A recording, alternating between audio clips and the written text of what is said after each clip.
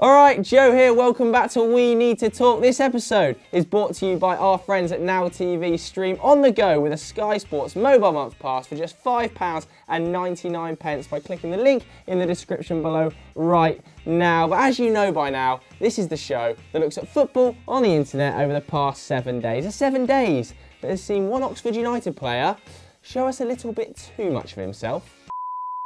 A pigeon take a pelting. The sideline. And that has hit the pigeon. And Gonzalo Higuain quite literally try and force his way out of the club. But anyway, this week we need to talk about becoming a footballing nanny. Now there's every chance you won't have seen this story because it is one of the more bizarre cases we have featured on We Need to Talk. So let me give you a quick summary. Basically, an anonymous family near Barnet, which is kind of close to London if you're not from the UK, posted a job description looking for a footballing nanny, or as I like to call it, a fanny, on childcare.co.uk. As you can see in the job description, you have to have some basic level of childcare ability, you know, kind of what is required at the base level, really, of being a nanny. But then we go a little bit further into it because this family are willing to pay £75,000 or $96,000 if you can ensure that their two boys become professional footballers. Seriously, we've now got parents trying to buy the game. What is happening? Apparently your responsibilities will include, let me just get this right, looking after them, obviously, just don't leave them in parks, you know, don't forget about them, feed them and stuff like that. But more seriously, training them for 2 hours, 3 times a week, running an intensive football coaching camp and travelling to all of their Sunday league games. No messing about here. You know, this family really are trying to buy success. This is genuinely happening in the modern world. But you know, I'll hold my hands up, they do go on to write, they're both incredibly talented and easily the best in their team. So now I'm thinking, well, this might not be the worst job. 75 grand, bit of football coaching, even at 8 and 10. 8 and 10. How talented can you be at 8? At 8, I actually think I ate a fly that I found on the playground in a jam sandwich for a dare. You know, probably explains a lot, doesn't it? But easily the most talented in their teams at 8 and 10, so yeah. There's dogs playing that are talented at that age. How about this for a line as well? The sooner the kids start playing football seriously, the higher the chances we have of making it. So we want to get it going ASAP. Fucking hell, this is like living in a Stalin dictatorship. You know, we will make our children become professional footballers and we will spare no expense to get there. What was that accent? Don't know what that accent was. Only Russian, was it? What was that? I mean, I've heard of pushy parents, but this really is next level.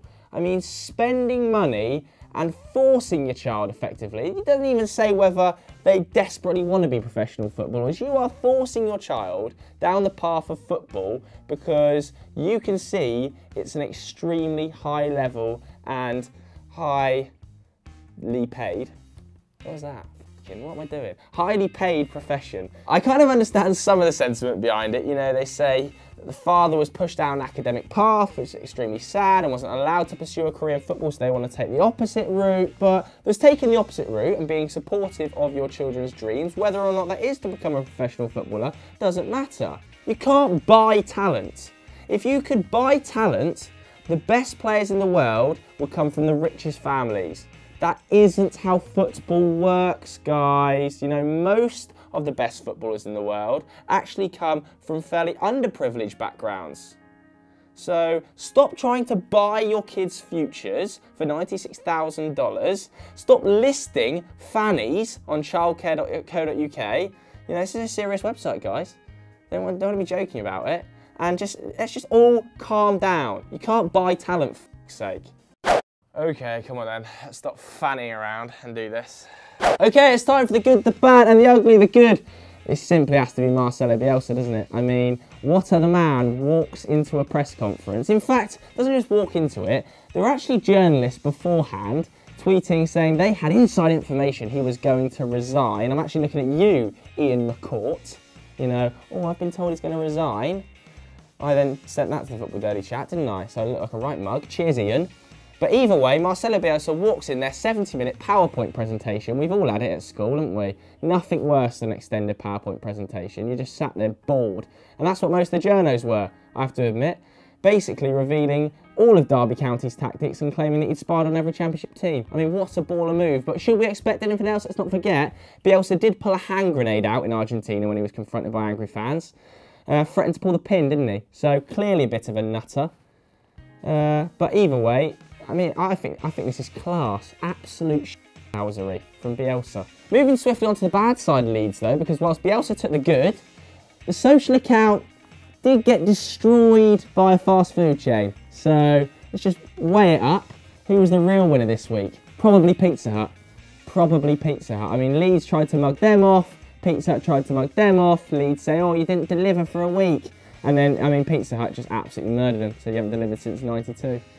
Partially true, well, definitely true. Sorry, Leeds United fans, but you know, pretty delighted to be able to say that as a Man United fan. I mean, we haven't delivered since Ferguson, but 92, I wasn't even born. Right, time for the ugly, and it has to be Richard Keys, doesn't it really? I mean, what a complete and utter nugget Richard Keys is. He's just the worst of the worst football pundits, isn't he? He's the Piers Morgan of the football world. He goes out and says inflammatory, wrong statements just for the sake of getting clicks. I mean, the tweet he sent about Rafa Benitez, put it up on screen now, basically inferring that Rafa Benitez, oh, he should stop moaning, he should just invest his own money into the club.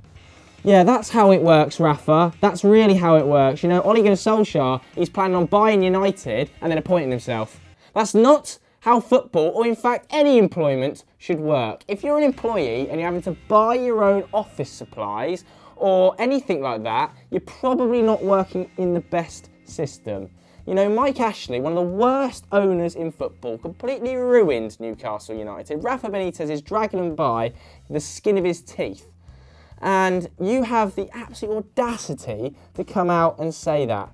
It's just ridiculous. Absolutely ridiculous. I'm lost for words, really, about this, other than Richard Keys. Just the ultimate gammon. Stinking of gammon. You know, one of the words of the year, 2018. If only we could have left Richard Keys there. I was just a sparkle in my dad's eye. Oh, Jesus Christ. Okay, right, it's FD Ultras time. Last week we asked for Chris Hamill, the type of guy too. So now I'm going to read him your responses to that. Okay, you ready? I've picked I've picked a few of the most liked. Okay. And there was a lot. You know, this has come back for Redhead Redemption, which still get about 30 comments a video on. That popped. Yeah, it did. 600 likes. Chris Hamill, the type of guy to have a Patrick Van Straten body pillow in case his girlfriend isn't up for it. Ah, a body pillow. Do they exist? Are they a thing? I think they do. They're them blow up ones. Oh wow. Oh wow. Would you get? Would it have like velvet where his shag pile chest is? You know what? Nice, I wouldn't mind one of them while he's away. Yeah, in France. Emotional. You know, I sort of miss him, but let's not pretend you're not FaceTiming without me. I haven't actually. Didn't get invited to the wedding or the FaceTime sessions. So. I did send him a text after that bakery blew up in France. Because I thought, what? He might be in there. Paris, he loves his croissants. He loves a bakery. He loves his food. He loves a bit of lemon curd. So I thought he might have been one of the 5 people who passed away. So I mean, he does love his food. Agreed. Chris Hamill, the type of guy to clap when the airplane lands? What? That is a bit of you. To clap when the airplane lands. I've been on a few flights with him every single time. I'm a little bit Dennis Bergkamp when it lands. Like I am holding on to the side. Like, come on, statistically, this is the bit where the most people die. I do get a little bit apprehensive about the landing, but you don't need to clap because I often fly, you know, Ryanair, budget airlines, and they actually put a soundtrack on, don't they, when it lands? They like, do. Woo! Yeah, woo! Chris Hamill is the type of guy to stop at red lights on GTA. I do like a bit of Law and Order. Yeah, that's so you. Particularly in the office. 100% you do. It depends. There's 2 sides. Like, dual personalities. There's Chris Hamill who stops at red lights, and then there's Christoph Hamilos.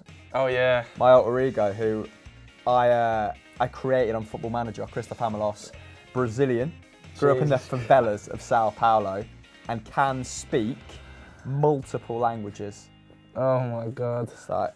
Right, final one then, Hamill. Chris Hamill, the type of guy, this one was by Andrew Miller, to spend longer on his hair than his girlfriend. just spat everywhere. You know what? If I've blow dried the hair in the morning, bit of mousse in there to give it a bit of volume and giving it the direction, which generally takes around 10 to 15 minutes. I don't do it before work, do I? I come into work with it undone. And then when it dries, it only takes about five minutes.